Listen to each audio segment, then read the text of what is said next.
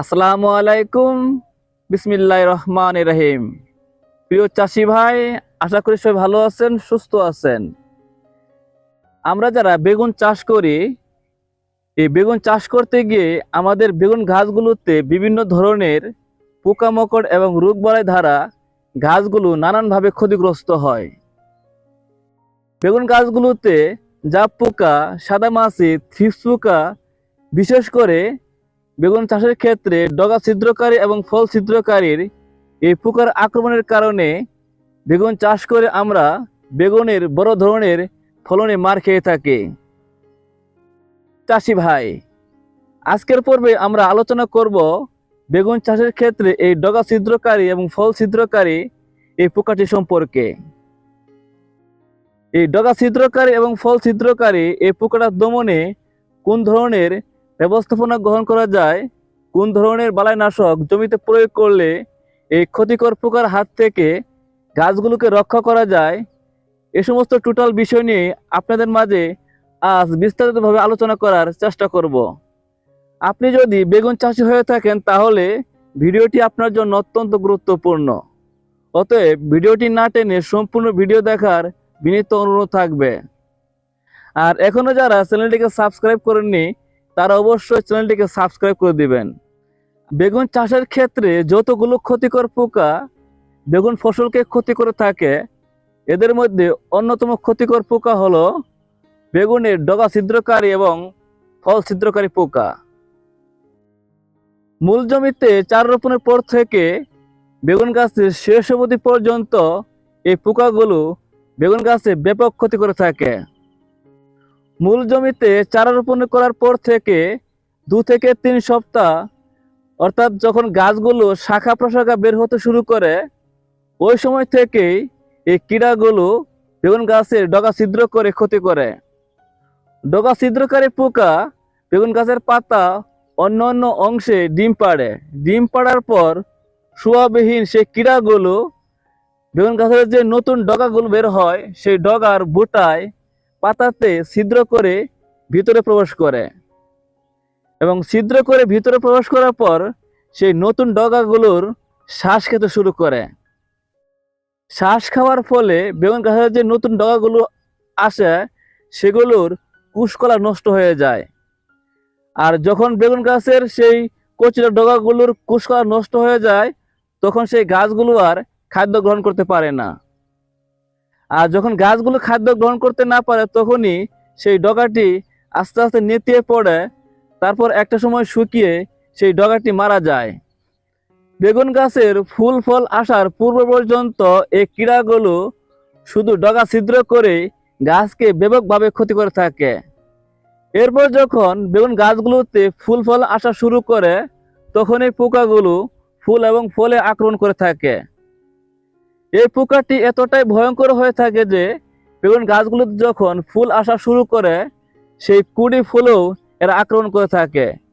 এরপর যখন বেগুনগুলো বড় হতে থাকে তখন এই পোকাটি বেগুনের গায়ে ছিদ্র করে ভিতরে ঢুকে এবং ভিতরে ঢুকে বেগুনের শ্বাস খেতে থাকে।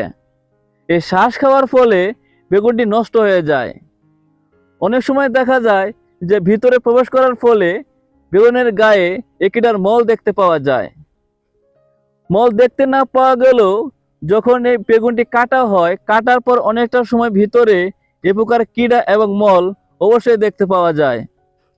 এছাড়াও এই পোকার আক্রমণের কারণে বেগুনের আকার বিকৃত হয়ে যায়, বেগুনটি নষ্ট হয়ে যায় এবং বেগুনটি অবশেষে পচে যায়। বেগুন গাছের এই ডগা ছিদ্রকারী এবং ফল ছিদ্রকারী এই ক্ষতিকর পোকাটির হাত থেকে গাছ এবং ফলকে রক্ষা করার জন্য আমাদের শুরু থেকেই পদক্ষেপ গ্রহণ করতে হবে।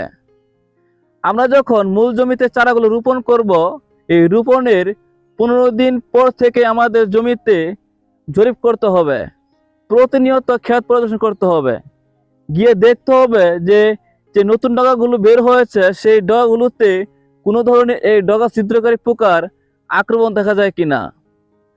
যদি ডগা ছিদ্রকারী পোকার আক্রমণ লক্ষ্য করা যায় তাহলে যে ডগাতে এই ডগা ছিদ্রকারী পোকাটি আক্রমণ করেছে সেই ডগা ছেঁটে ফেলতে হবে, বা কেটে ফেলে অন্যত্র ধ্বংস করতে হবে। এছাড়াও আমরা যখন মূল জমিতে চারাগুলো রোপণ করব, এই রোপণ করার পূর্বে চারাগুলো ফল ছেদক এবং ডগা ছেদক পোকা বা কীড়া রয়েছে কিনা সেটা আমরা খেয়াল করব।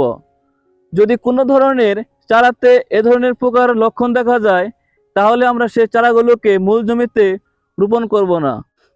অর্থাৎ মূল জমিতে আমরা একটি সুস্থ সবল চারা এবং পোকাবিহীন চারা আমরা জমিতে রোপণ করার চেষ্টা করব।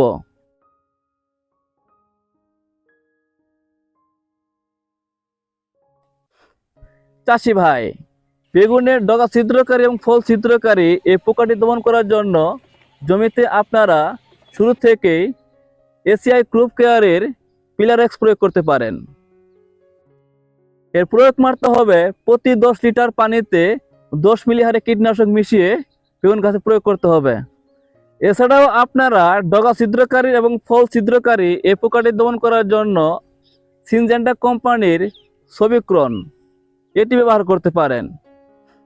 এই সবিক্রনের ভিতরে রয়েছে 40% প্রোফেনফস এবং 2.5% সাইফারমেথিন। এর প্রয়োগ মারতে হবে প্রতি লিটার পানিতে 2 মিলি। এই 2 মিলি হারে যদি আপনার জমিতে প্রয়োগ করতে পারেন, তাহলে জমিতে থাকা শুধু ডগা ছিদ্রকারী পোকা দমন হবে না, যদি জমিতে সাদামাছি, জাপ পোকা, থ্রিপস পোকার আক্রমণ থাকে তাহলেও দূর হয়ে যাবে।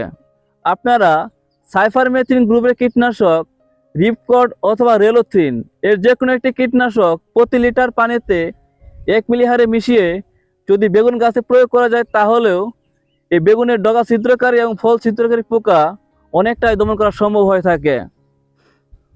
অথবা আপনারা বেগুনের ডগা ছিদ্রকারী এবং ফল ছিদ্রকারী পোকা দমন করার জন্য ডেল্টাথিন গ্রুপের কীটনাশক ভায়ারের ডেসিস এবং ন্যাশনাল এগ্রো কোম্পানির মার্কার এর যে কোনো একটি কীটনাশক যদি আপনার জমিতে নিয়মিত প্রয়োগ করা যায়, তাহলেও আপনার জমিতে যে ডগা ছিদ্রকারী এবং ফল ছিদ্রকারী পোকার আক্রমণ সেটাও আপনারা দূর করতে পারেন।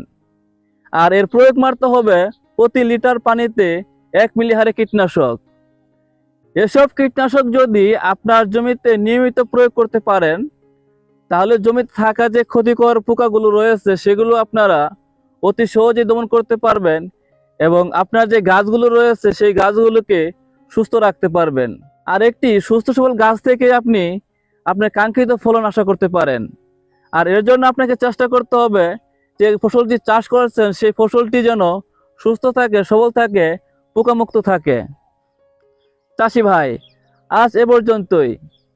অন্যদিন অন্য কোনো কৃষির আরো একটি সমস্যা সমাধান নিয়ে আপনাদের মাঝে আলোচনা করার চেষ্টা করব। সে পর্যন্ত সবাই ভালো থাকবেন, সুস্থ থাকবেন এই আশা ব্যক্ত রেখে আসসালামু আলাইকুম।